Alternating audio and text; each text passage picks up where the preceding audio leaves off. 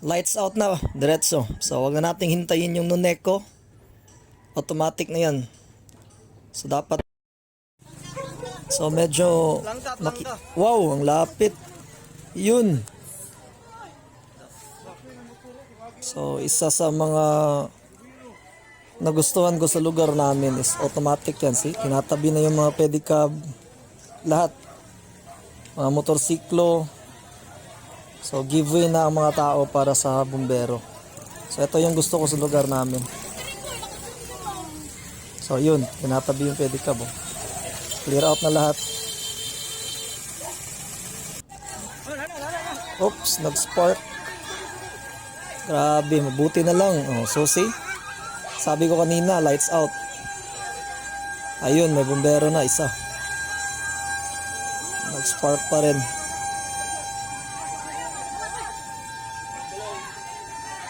Medyo malaki na yung apoy, no? Second fire truck, dumating na rin siya sa wakas. So mabilis lang, no? 2 to 3 minutes lang ang agwat ng dalawang fire truck. So time check ko muna guys, 7:59. So almost 8. So yan, sunod-sunod na. Ang isa din sa maganda na sa lugar namin is yung mga tao guys. So kung mapapansin nyo, walang naghahakot ng gamit. So lahat ng tao nakafocus lang sa apoy. Tapos lahat naka-assist sa fireman kung saan sila dadaan. So ito yung isa sa mga advantage sa lugar namin. Ay, so salamat. Full force yung fire truck, kompleto. So pag medyo lumaki, ang nagugustuhan ko rin dito is dumadating yung Calatrava, Gihulngan at saka Valle. Pero as of now, maliit lang. So full force yung fire truck natin.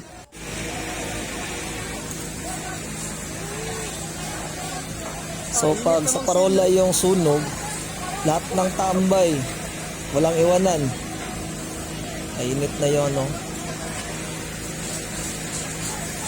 So see? Wala kang makikitang naghahakot ng gamit maliban sa malapit sa sunog. Lahat full force. Ito yung maganda sa lugar namin. Kaya medyo chill yung mga tao. Kasi alam naman namin na pag parola, mahirap talaga ang sunog na lumaki kasi lahat nagtutulungan.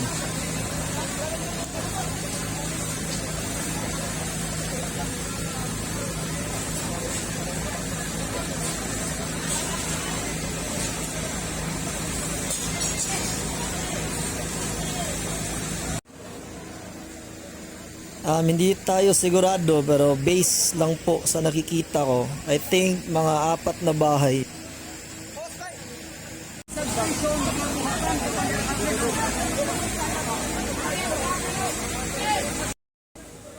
So naka hands on po lahat ng tambay dito sa amin.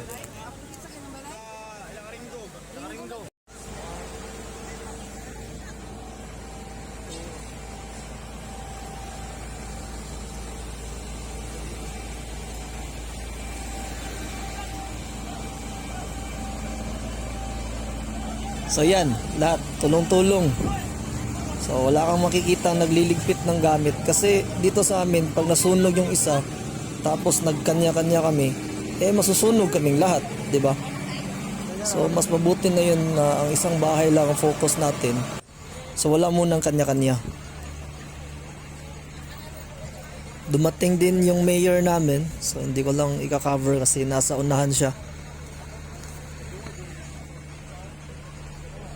So fire under control na po. So I repeat, under control. Time check 8:20. So ang bilis.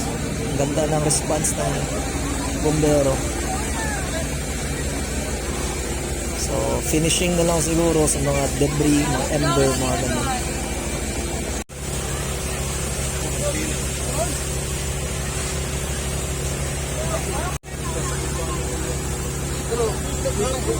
Bahay ng katropa ko sa Naringo.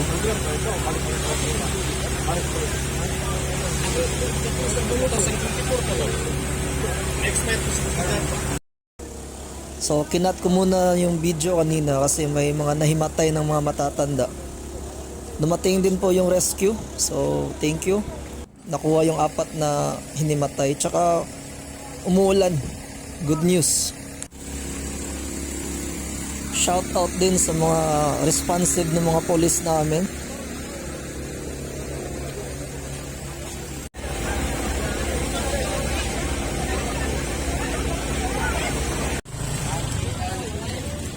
Praise God.